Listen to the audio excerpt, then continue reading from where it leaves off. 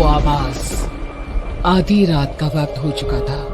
पड़ोस वाले घर से फिर से किसी बच्चे की रोने की आवाज सुनाई देने लगी और साथ में उसी घर में रहने वाली देवकी नाम की औरत की लोरी गाने की आवाज भी। ये आवाज सुनते ही राधिका डर से थर थर कांपने लगी। उसने जल्दी से गहरी नींद में सोए अपने पति केशव को जगाया।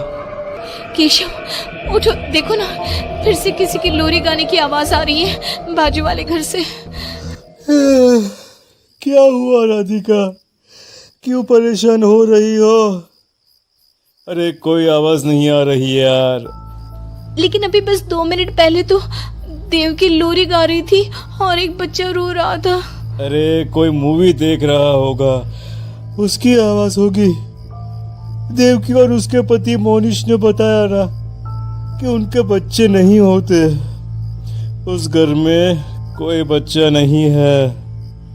अब ना तुम भी सो जाओ और मुझे भी सोने दो। लेकिन अभी बस 2 मिनट पहले तो देव की लोरी गा रही थी और एक बच्चा रो रहा था। राधिका हैरान थी कि आवाज सिर्फ उसे ही सुनाई क्यों देती थी। लेकिन जब उसके पति केशव ने उसकी बात नहीं सुनी तो वो सोने की कोशिश करने लगी। लेकिन राधिका के कानों में किसी छोटी बच्ची के हंसने की आवाज गूंजने लगी। राधिका बुरी तरह से डर गई थी। अगली सुबह मैं दुकान जा रहा हूँ, आज माल खत्म हो रहा है दुकान में।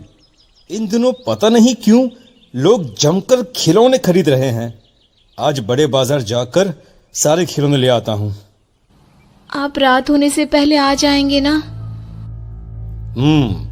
लगता है तुम देवकी से अभी तक डरी हुई हो।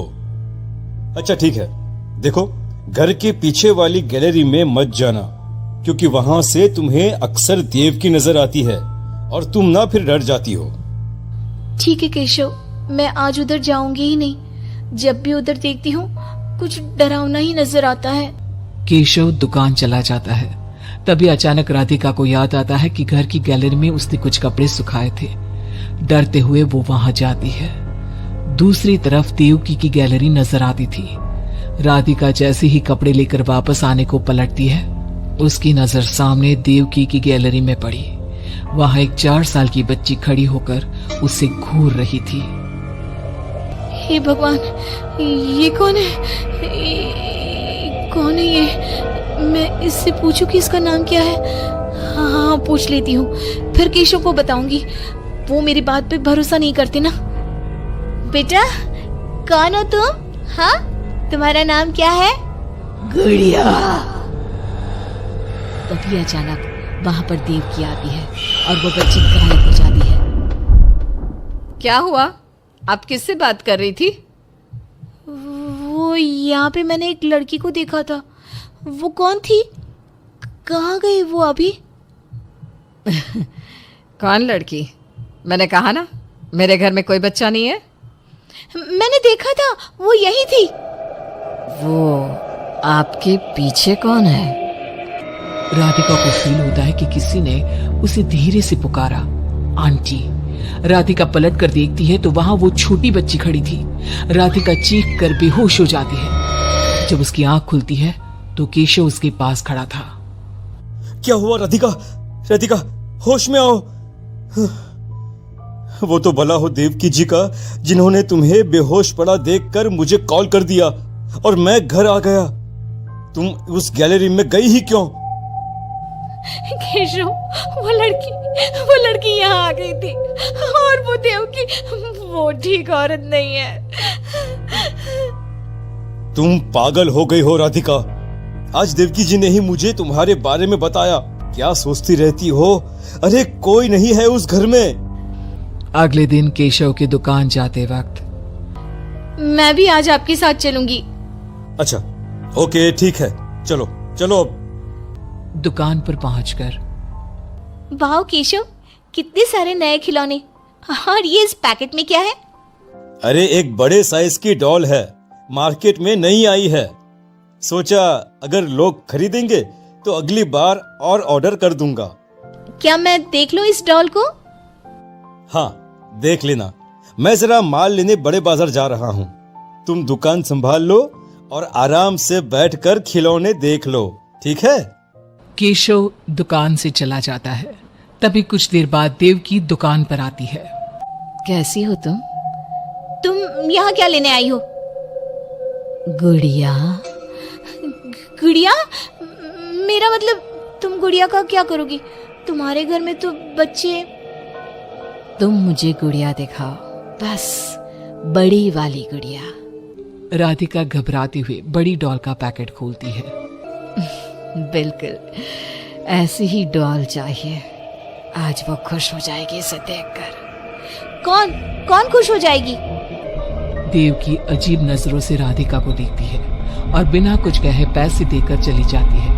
उसके जाने के बाद राधिका शॉप के अंडरग्राउंड में नए टॉयज का मॉल चेक करने जाती है। वहां बच्चों का एक झूला था। राधिका ने देखा कि वो झूला हिल रहा था, जैसे अभी अभी कोई वहां से उतरा हो। राधिका को किसी छोटे बच्चे की आवाज आती है। कौन है वहाँ? वही छोटी लड़की जो देविका के घर दिखी थी, राधिका के सामने आ जाती है। आंटी, मुझे गुड़िया चाहिए, वो बड़ी वाली। मेरे पास कोई गुड़िया उड़िया नहीं है। बड़ी गुड़िया चाहिए, मुझे दे दो, नहीं तो मैं ये सारे खिलौने जिंदा कर दूंगी और फिर वो आपको मार डालेंगे। कौन हो तुम? मैंने कहा ना, नहीं है मेरे पास बड़ी गुड़िया। अभी तो थी ना, कहाँ गई? वो देवकी ले गई अपने साथ। अभी जाओ और मेरी गुड़िया लेकर आओ, वरना। उस छोटी लड़की के नाखून बड़े हो जाते हैं और पैर उल्टे, वो बहुत ही खौफनाक दिखने लगती है। नहीं देखो, मैं अभी जाकर तुम्हारी गुड़िया लाती हूँ। तुम यहीं रुको। नहीं, मैं तुम्हारे साथ चलूंगी, कहीं तुम भाग गई तो। राधिका शॉप से निकलकर तेज स्पीड में सड़क पे चलने लगती है। उसने पलट के देखा तो वो लड़की साई की तरह उसका पीछा कर रही थी। राधिका देवकी के घर पहुंचती है। दरवाजा खुला था। राधिका अंदर गई, वहां कोई नजर नहीं आया, बस सामने वो गुड़िया रखी थी। राधिका चुपचाप गुड़िया को उठा के वहां से आने लगती है। पीछे से आवाज आती है, रुको, ये क्या कर रही हो? मेरी गुड़िया कहाँ ले जा रही हो? देखो देवकी, ये गुड़िया मुझे ले जाने दो, वरना वो लड़की। ओह, तो उसने तुम्हें डराया।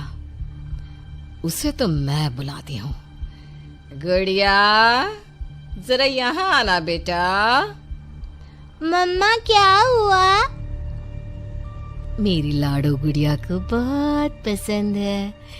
देखो ना, 10 साल की हो गई, अब तक डॉल से खेलती है। ये तो वही लड़की है, और ये 10 साल की नहीं, 5 साल की है। हाँ, लेकिन जब उस कार एक्सीडेंट में मर गई तब 5 की थी, अब तो 10 की हो गई है ना। मतलब ये मेरी बेटी है और मरने के बाद भी मेरे साथ है। इसे ना लोरी सुन के ही नींद आती है और डॉल्स इसे बहुत पसंद है।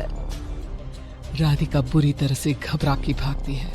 भागते भागते मेन रोड पे आ जाती है। वहीं उसका एक्सीडेंट होता है और उसकी मौत हो जाती है। उधर राधिका की मौत के बाद केशव को पास वाले घर से बच्चे के रोने और लोरी गाने की आवाज सुनाई देने लगती है।